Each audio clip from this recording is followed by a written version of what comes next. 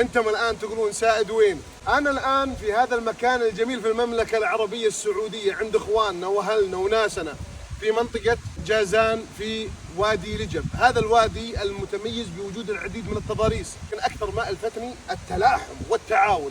لا جاء ضيف ما هو ضيف على واحد، ضيف على الكل يتسابق كيف يرضون هذا الضيف، كيف يعرفون هذا الضيف على المنطقة اللي عندهم. واهالي المنطقة فيهم شيء جميل، يوقف عندك يرحب بك، يسلم عليك، وعليكم السلام ورحمة الله وبركاته، يسلمون